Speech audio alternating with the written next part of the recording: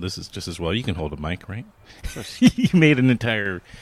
Well, you made probably a couple. How many films have you made, by the way? Just so features. I've made 4. The fourth one, which is not music related, it's a very different film, is in the final stages of being recut for PBS. Oh, is that it's right? A film about mental illness in West Africa, Liberia. Liberia, okay. It follows mental health clinicians trying to heal their country from 16 years of civil strife, and then, of course, Ebola. So there's a lot of PTSD over there. Wasn't there a war in Liberia? Yeah, there's a 16-year civil war. That's what you're referring to, PTSD. That's a... it's called Still We Rise, yeah. Say again? Still We Rise. Still We Rise. Yeah. And that'll be on PBS on... Do you know the series? I don't think it's a part of a series. It's going to air... we don't actually have an air date, I'm sorry. But it looks like late fall. Well, you'll let me know. Okay. We'll maybe either do another one of these, or I'll just help plug it for the audience that will listen. Yeah, love to. But the one we're meeting here in Montclair, New Jersey, at the Montclair Film Festival for is the 5 BROWS, which I saw yesterday. I was actually supposed to see it. The plan was, I have a friend, my girlfriend who lives in Short Hills, and she and some friend of hers they wanted to go to your premiere night on Friday night, and they had gotten tickets, and I said, I'll go too, because I'm going to Montclair. I'll go to that. Yeah. And then her house got broken into this week. They just damaged the door, and they broke at the door. Nothing was missing from that. It was kind of scary in a way, because there's nothing missing from their place. And anyway, so long story short, I went to see a different film Friday night, and then I got to see yours at the upper school yesterday. Great. And so I'm glad I caught up with it. It was really an amazing film. Thank you. Thank you. It's like you landed us this incredible story. It's called The 5 BROWS. For some of the people listening will be familiar with this sibling musical artist or act, which are these 5 siblings who are musical pianists, all 5 of them. And there's 3 women. Yeah, 3 sisters, 3 sisters, 2 brothers. The sisters, all 3 of the sisters suffered sexual abuse by their father. This is all, he's in prison. This is all public information, so I'm not giving anything away. Yeah. Although you do in the film slowly ease into that information. Right. Well, they had such a sort of overnight success. I mean, it's never overnight, right? If you've been playing the piano since 3. Before you can remember. But, yeah. But when the New York Times wrote the article in 2000 that there were 5 siblings all going to Juilliard, it just sort of blew the lid off. And so we wanted to let people know that, their backstory, that they had been, prodigies, that they were Juilliard-trained, that they had been on 60 Minutes, Oprah Winfrey, Martha Stewart, Leno, you name it. And so they had this crazy meteoric rise to fame, and then they did some world tours, and they had some #1 records, and then, so the first 20 minutes, I think, is we're trying to set up, so you just have some sense of where they're coming from. Yeah, their father was the typical slave master. I hate to use that term. There's probably a much better term, but he really was set up a grueling schedule for his children. He did. They're from Utah. Or are they Mormons? I couldn't quite. Or are they? They are very progressive Mormons. I'd like to point out. What does that mean for those? Does that mean that they're very fairly independent? And they're very socially conscious and liberal. And but who is the kids? Meaning the kids. Meaning they're all, by the way, adults with their own families at this point. Yeah, I should mention. A few of them are not even practicing, but I just like to point that out on their behalf, because I think sometimes organized religion comes with a certain amount of baggage. Absolutely true. And it does not, also in the context of the 5 BROWS, the documentary, it's not really part of the story per se. It is a factor, but it's not really. Yeah, prayer was important. Yeah. That part of their identity, but it doesn't play a primary role. No, in and their that was a story. very conscious decision. The Mormon Church didn't have really, or their upbringing as Mormons didn't have anything to do with the abuse they suffered from their father. Their father's just, as the judge called him, he's just a pedophile. It would have been like an 8-part series, honestly, if I had tried to like go into this whole religious thing, which I didn't feel really existed. And this is a film more about how they dealt with it and how they're healing. This is today. about survival. This is Right. about survival, and they are survivors. And I wonder still at the end, after having seen it, where that gene came from, because it doesn't seem like they got. I mean, I have to say, their father is, like you say, a garden variety pedophile. He's in jail. It's also explored through the film how they did try not to go too public with it because, their instinct was to try to preserve or save the family on some level, right? Yeah. Even after they confronted their parents about it, and they all came, the siblings all started to come together over this when they finally started talking about it. And then they went to the parent, and the idea was to somehow try to salvage that, which is kind of remarkable that they could have thought that was possible. It is remarkable, and they did everything they could for close to 3 years, and when their father, can you talk about that wrinkle, the incident that was sort of the factor that kind of pivoted everything? The car wreck?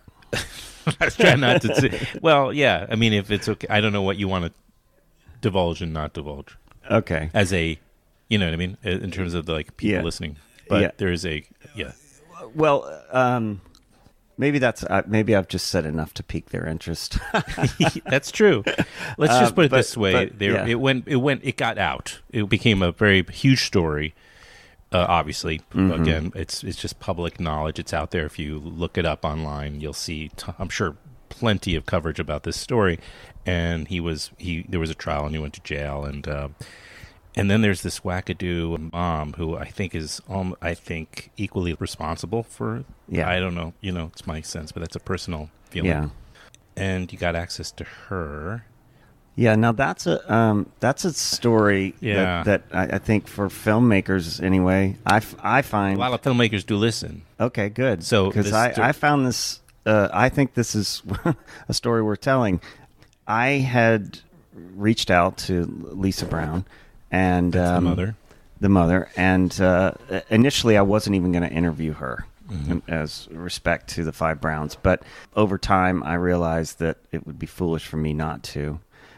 We just sort of tiptoed around the abuse, Lisa and I, on several occasions on the phone. And then 2 days before the interview, she said, "Are you going to ask me questions about my husband's incarceration?" To which Melody Brown told me later, she said... She was the youngest daughter? Youngest daughter. She was like, she asked you it that way? She didn't say my daughter's abuse? So... Anyway, I said, "Yeah, I am going to ask you questions," and she said, "Well, I don't want to talk about it." And I at the time I was like, "Well, then forget it." Yeah, well, I'm a documentary filmmaker, and I don't do that. You're a principal documentarian after all. Right. But then you realized, wait a minute, any of this is kind of valid. Right. Well, a way into seeing who this person is. Yeah, and why I think this is interesting for other filmmakers is because I heard an interview with a very successful doc filmmaker on NPR, and this person was had made a great film, but was being a little bit criticized because certain subjects on the other side. I'm not even going to name the film, but she didn't interview certain subjects in this film because she thought they were just giving her. She did interview them, but they were just giving her the company speak. Right. And so I thought, well, man, that's a bummer that she's getting criticism for this for an otherwise great film. And she could have just put it in there, and the audience would have known, I think. Now, listen, I don't know. I never saw the footage or anything, so But that made me think, well, I'm just going to interview Lisa Brown. And Just trying to think of who that was. I'm pretty sure they've done my show. But I thought, well, what the heck? I'll interview her. If she doesn't want to talk about the abuse, that's fine. It's the elephant in the room. Mm-hmm. And Now, he called. and then, I'm doing the interview, yeah. And did he know she was doing? Did she tell him before you came in that you were going to be at her place at this is the time, and then he called in on purpose because he knew you were there? Yeah. Yeah. Yeah, like I didn't have any conversations with Keith Brown. I never tried to call the prison or anything. But did you think about that? I thought about it. But after he called in to the interview and she was like, well, do you want to ask him any questions? I just thought, this is kind of weird, and you can see how he's manipulating her. And I don't think I need to go to the prison. And the five Browns kept telling me, they were like, our parents, they will really try to manipulate you. And I just thought, in the end, I just thought, I don't really need to go to the prison and talk to this guy. I just didn't feel like I needed to do it. And he kind of just let me off the hook by calling Lisa that day. And, there was a lot of, we didn't have to talk about the abuse. It was kind of weird. Yeah. Yeah. I mean, at the very end, I was like, okay, I'm going to just try to get him to say something, but I need him to sign this release, right? Oh. So I was like, do you have any regrets? And that's when he starts talking about, like, well, I could have taught them more about, like, insurance and how to write a check. And, and you're just like, okay. Oh, yeah. Yeah. But let's just emphasize that the focus of the film is on these five people, these siblings who are now, by the way, all adults. I mean, they're all in their 30s, and are they all that close in age? They're about 8 years apart. From the youngest to the oldest, and so the youngest would be roughly 32. I think Ryan is. So 32. The oldest is 40. Yeah, I think Desi. Yeah, Desi. Yeah. So I just want to mention they grew up in this house, always performing. Always, they, as you said, they were taking lessons and becoming prodigies from the time they were 3 years old. They were all, the house they grew up in had 5 grand pianos in it. They all practiced hours every day. It was that kind of life, and they certainly were robbed of any vestige of a childhood. By the girls were by their abuse, and so at a certain point, the oldest sibling, is that Desi? Yes. Yeah, right, you just said. She finally confronted her own siblings, just asked. She got the nerve up. This is backstory, of course, that did the middle child first, did she suffer also abuse by their dad, and finally got her to admit that was the case. Right. And then they assumed that, correctly, that the youngest sister was also a victim of that. And so the film is what we're seeing is there's a lot of archive of their performances and rehearsing, etc. But speaking directly to the camera about the timeline and how everything went down.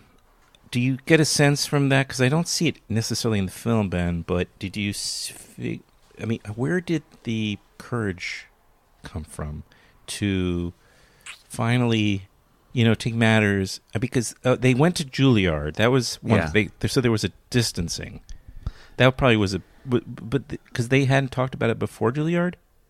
I can't remember. No, the abuse. Yeah, no, the abuse didn't come out until they were already, like 7 years into their careers. So.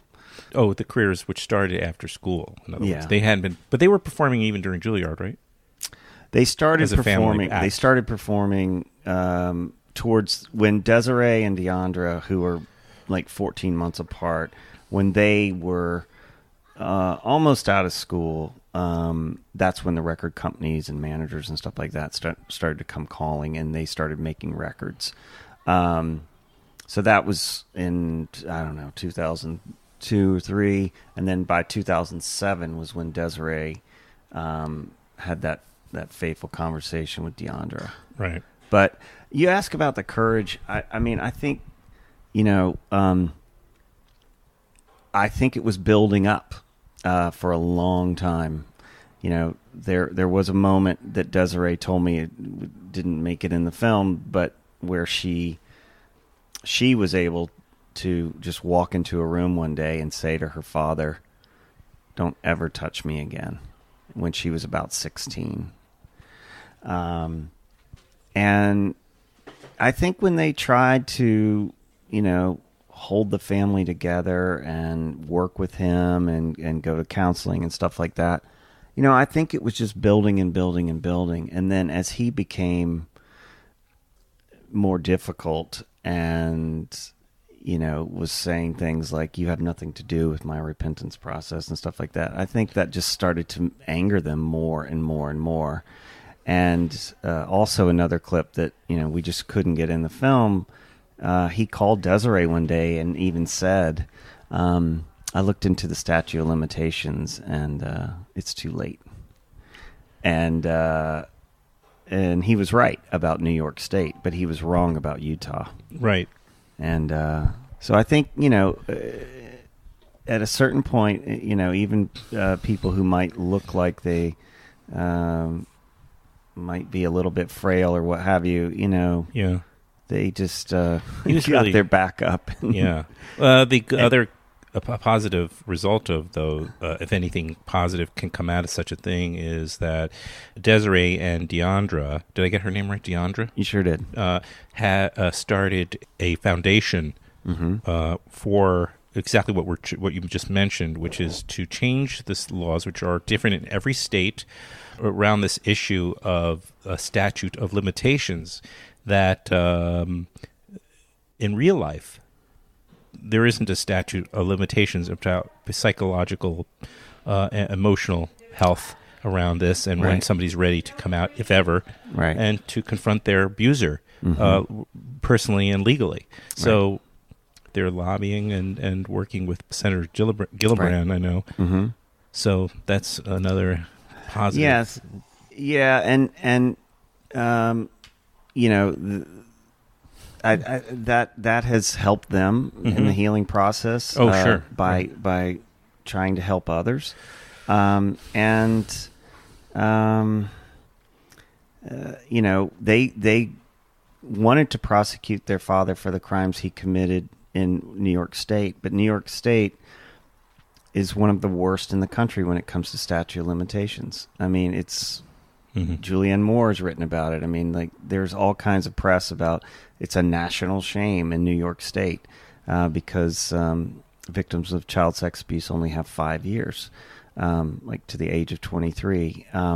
Whereas, thankfully, the 5 Browns had 15 years, and Deandra has been instrumental in the state of Utah in actually extending those statutes to, I'm going to get this wrong, but I think it's more like 30 to 35 years now. Right. And in fact, this is a great part of this story that's not in the film, but I want to share it. Deandra was working on a bill. Actually, it is in the film. So she's working on this bill, and she goes before the Utah State Legislature. She texted me about a week later after we had filmed that scene, and she said the bill passed. And I was like, that's great. Fantastic. The next day, a woman who had, because the limitations had been extended, a woman who had been a witness to a murder and who had been raped by the prosecuting attorney like 30 years prior. Jesus. Okay. She came out, she filed a case the very next day because the statutes had been extended. That person is a federal judge in Washington, D.C. So you can see the ramifications. Oh, yeah. Of sure. What, and he has since stepped down. You think? Well, it's interesting. The statute of limitations keeps popping up. There's a new HBO documentary. I just had one of the filmmakers from that film on, called I Am Evidence. And it's about rape kits and rape statute of limitations. Then there's also, of course, the Cosby case brought up statute of limitations. That became a major component of that whole story, that they were just down to one out of the dozens of victims that he had. Catholic Church. It came down to one victim Yeah, just in under the one wire. city. Yeah, in one city. because of Philadelphia. Yeah, Right, because yep. of Pennsylvania's statute of limitations. Slightly more lenient or something, or Yeah. maybe whatever. Anyway, again, we're talking with Ben Niles, who's the director of this great new documentary. It's very, very, it's very inspiring too. It's a great story. You see these 5 survivors. You know, they seem tighter than ever. You know, and Well, somehow maybe this has kept them even. I think Desiree really sums it up when she says, you know, Mm-hmm. before the abuse, or after, she says, after the abuse, I had nothing to hide. Yeah. And so when they go on stage now, I mean, they are really different people. Yeah. I mean, they, you know, and we have that scene early on in the film where they're in Japan, and you know they're tired and they're backstage, and Melody says, DeAndre says, I was really tired playing that music. I didn't want to do it. And Melody was like, yeah, but you got to have the faces. And they're like openly talking about, well, but we got to smile. Right. You know? Yeah. And I don't think, first of all, a lot of artists would let someone put that in the film. Mm-hmm. Because it does show a layer of, I don't want to, phoniness is too strong a word. Mm-hmm. For sure. Because they were putting their heart and soul into the music, but they were certainly also just trying to project a happier image, right? Sure. Right. And now they're just an entirely different group. Right. When they play that music, it is just, they don't have to do anything intentionally to compensate. Right. Yeah, it's right. there. And they were younger then, of course, and Right, and of it's sort of being told, do Yeah. the faces, you know. Yeah. And so now they're just laying it out there, you know, Yeah, right. and in a different way. And you know, like Melody said, the 5 Browns have always been about the music, and I think that's very true. And I think it's interesting to see as artists how they've evolved as musicians. You know, Mm-hmm. A lot of great artistry comes with pain and, you know, Sure. sorrow and all kinds of things. And I think they have really grown as artists. Well, do you have another festival coming up, or? We're going to be screening at the San Francisco Doc Fest in June. We're also doing a big screening in Salt Lake City, a very big screening out there. Right, makes sense. Yeah. Hometown. And yeah, waiting to hear from a couple others. Yeah. Very good. Okay. Well, we can always figure out when to post this if it helps at all. You know. Like, oh yeah, that'd be great. So you know, I'm willing to sit on it if you need me to. But thanks very much for making. Oh man, thanks for having me. It's Adam. great meeting you. Yeah. Yeah, you too. And I'm glad you liked the film. Yeah. No, I did very much. Thanks. Okay. Cheers.